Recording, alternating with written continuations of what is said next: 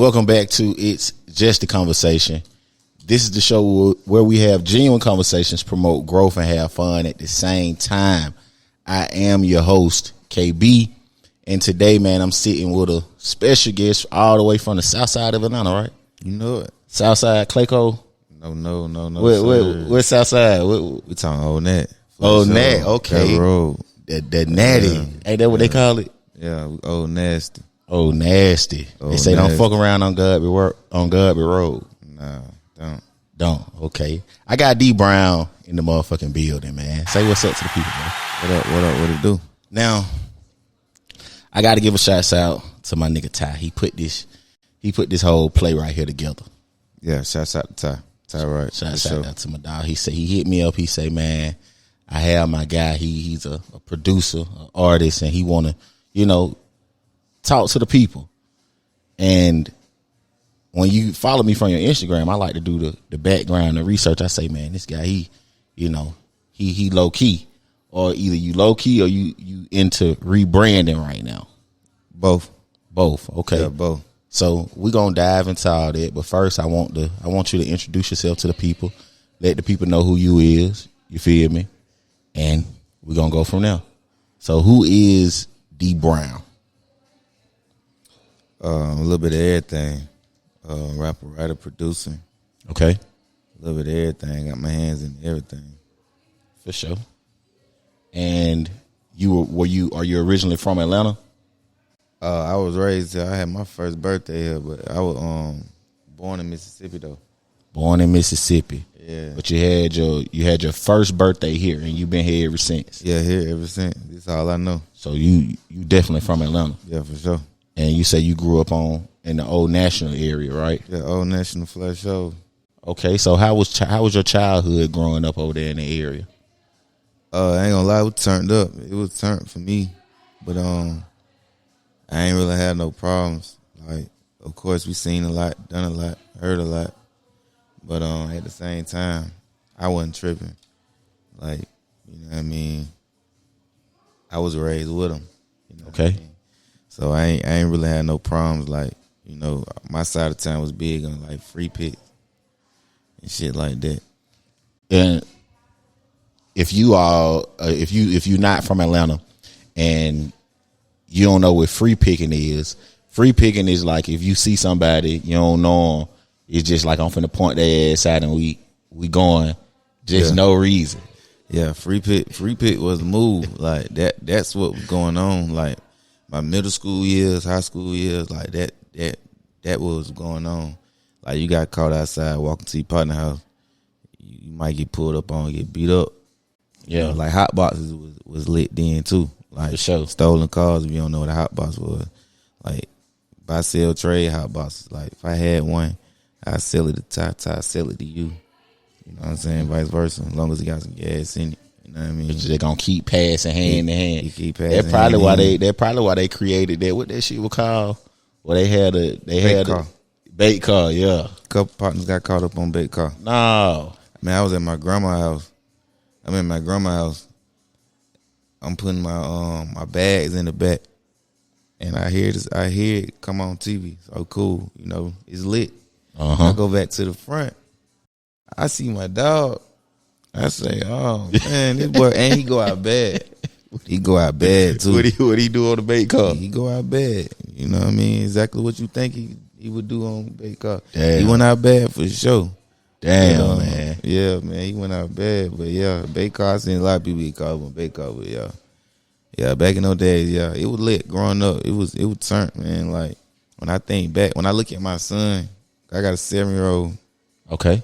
When I look at my son, I'm like, damn, man, he finna experience a lot that I can't protect him from. Facts. I can say it all day, Yeah. but I can't. You know what I mean? I can't. Like, I really can't.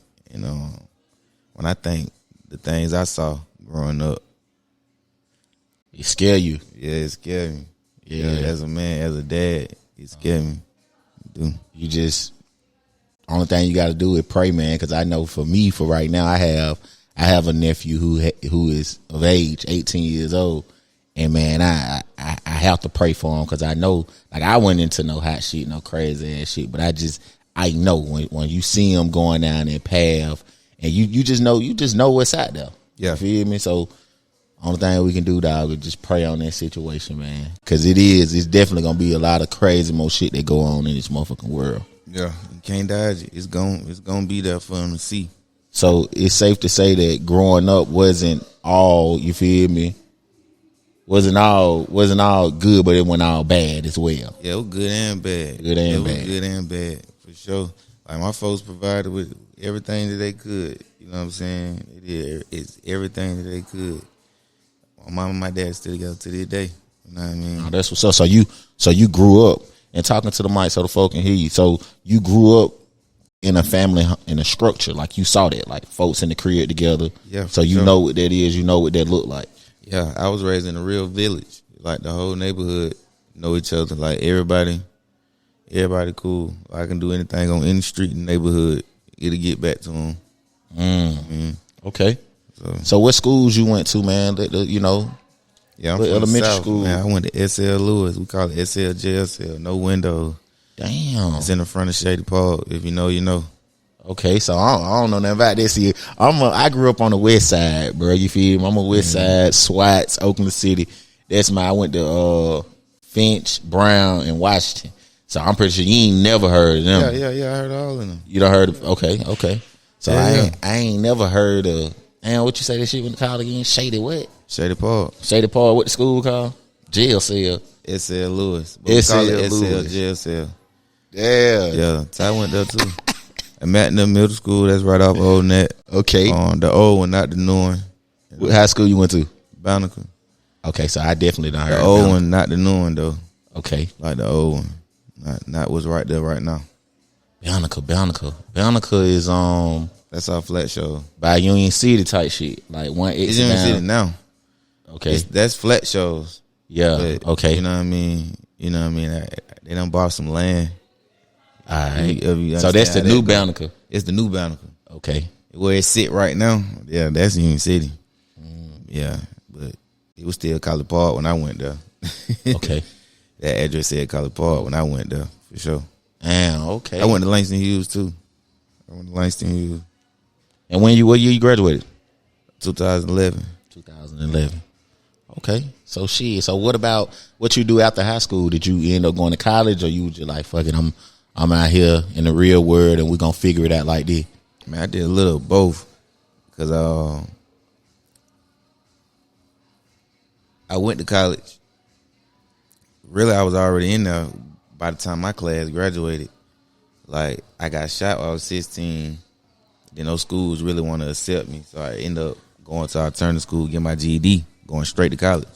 17. If you don't mind us going into that situation, how did you what led up to you getting shot? Like how did that even happen? Being a rapper, chasing a rap dream. I was going to a show that night. But, I was young. I was 16. So I'm following behind the older guys. They had a show first. So we go to their show first. Was this a known group at the time in Atlanta? Yeah. Stat Money Boy. But, that's neither here or there. Okay. We ain't really got to go too far into that because that's too much to explain on his For own. sure. For sure. Well, okay. So after that whole situation, I'm pretty sure that gave you a different outlook on life and how you was moving and, what you was doing, like aspiring to be a rapper. Yeah, I mean, I ain't really slow down nothing like that. You know what I'm saying? Like, man, I kind of got right back to it. Like at the time, I'm in the street. I'm doing both. I ain't got no money to go to the studio, so I'm using whatever I make out the street to go to the studio. So I'm still doing the same thing as soon as I heal back up, get back out. But like I said, like the schools really wasn't rocking with me like that time. And why wasn't they rocking with you? They must heard of what happened or whatever. Yeah, then they was like they getting death threats or whatever. So they like, oh yeah, he can't go here. Try to sign me up somewhere else. They're like, yeah, he can't go here either. So I just went straight to GED. I went straight to alternative school, got my GED, and I went straight to college. So okay. I remember watching my class graduate in class. In college. And what college you ended up going to? Arts Institute. Okay. Yeah, I was going for music, media production. I'm sitting in class, I'm watching it, and it was like, I kind of took it as like, well, shit, I'm already where they finna go. Facts. That's kind of how I like cheered myself up, but I kind of like robbed my folks from that memory. You know what I mean? Like seeing me walk that stage and that diploma, I kind of robbed my folks from that. Okay. Just doing whatever the fuck I wanted to at that time. So yeah, I kind of I felt guilty at that same time, but you know, there wasn't nothing I could do about it, but to keep going. Nothing I can do. Facts, and you did. I mean, shit, you enrolled, and you said American Institute. That's AIU, right? Yeah. Up and done with it. Man, that's crazy, bro. Like, I really wanted. That was one of the first schools that I looked into going to right out of high school. But Mom Dukes, it was either between that and I wanted to go to barber school. But Mom Duke was like, nah, you going to college. She made me go to a 4-year university, but I definitely wanted to go to AIU for audio engineering. Man, I ain't gonna lie, so we probably would have linked up that type shit. Man, that school was crazy, man. Like a lot of weird things happened at that school. I met a never mind. Well, not like weird in a bad way. Like I met a rock band. They made a song about me and everything. Like I send it to you. Like you put a clip in the interview. Yeah, you gotta send that shit. I send it to you.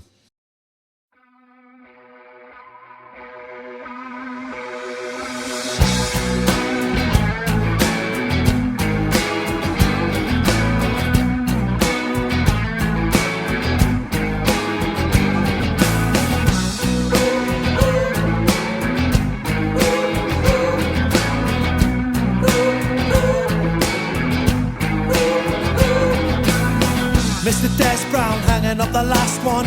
A very tough man, the passion of a rag man. He's a nice man, music was his best man. Another gig, another £20 of that man Brown. Mr. Des Brown. But yeah, man, it's crazy. Like, you know, at this time I'm running crazy. I'm doing my own thing. Okay. I get to this school. They got studios as classrooms. You know what I'm saying? Like I'm taking classes in a studio. We recording each other. We got songs as projects. You know what I'm saying? So I'm having time of my life as far as like shit, it ain't like school. They're just like shit. Man, we having like fun. School. Yeah, it ain't even like school. I'm kind of like, man, I'm going. This my studio. I'm using in my mind. I'm like, man, I can go to school and go to the studio. And if I stay after and I sign up and ain't nobody using, I can rent the studio. I shot one of my first videos. Shout out to Vita.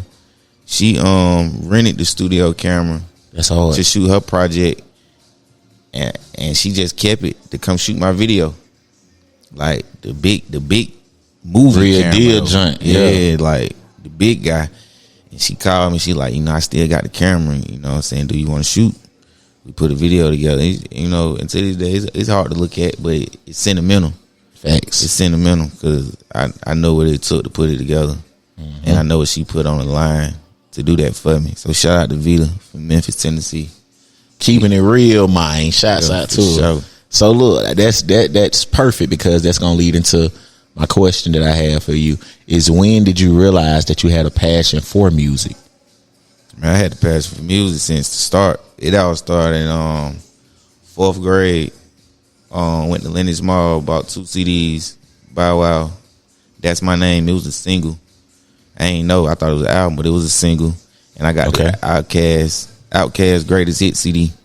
And I remember listening to it, and just like, first of all, Bow Wow, because he was a kid, in which I was a kid. So I'm thinking I can do this because he's a kid. Yeah, he was Snoop Dogg, like Snoop Dogg on top of the world. Like he was Snoop Dogg. So all right, cool.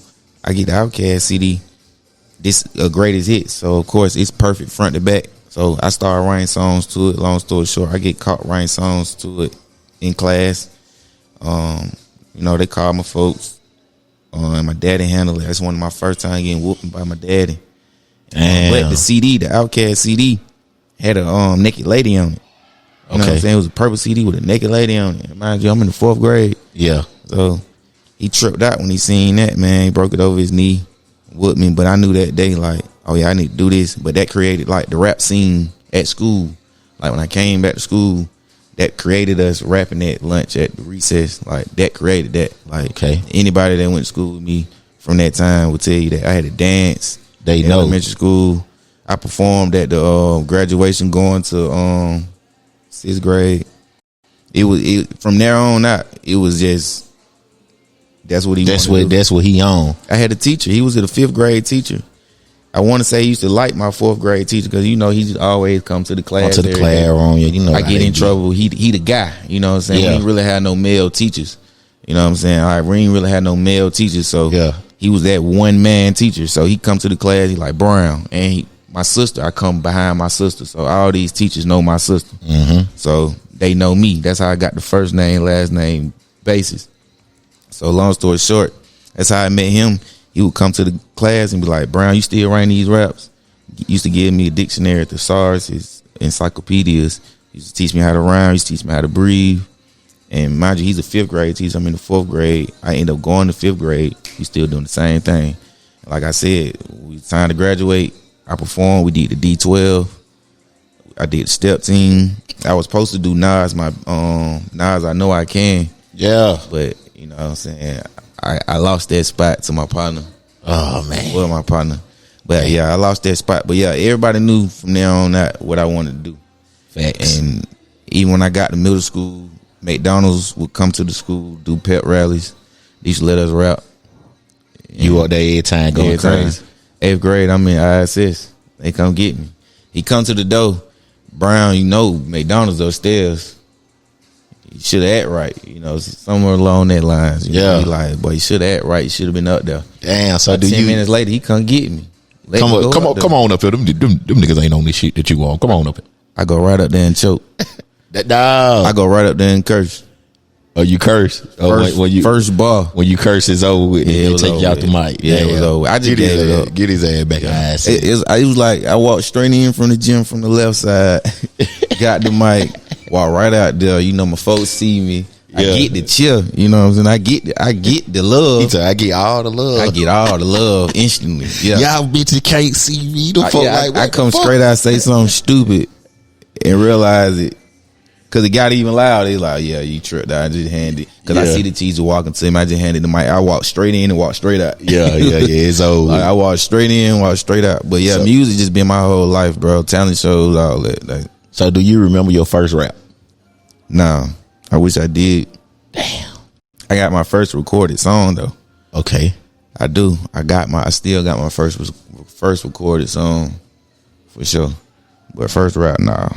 Man, I got to give you, before I get into the other questions that I have for you, I just got to share my story because I don't know if Ty told you, but I have a little background with music. I want to say not that you sound like you well versed in this shit, if you feel me. So I'm gonna respect it.